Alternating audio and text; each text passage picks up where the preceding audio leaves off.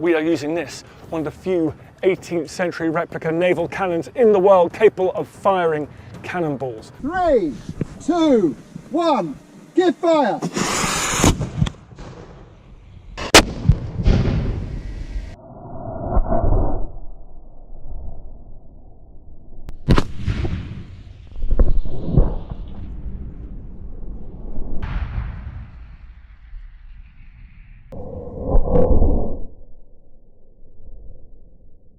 Wow, a huge field of splinters that have been dislodged by the rounds. It smashes through this oak.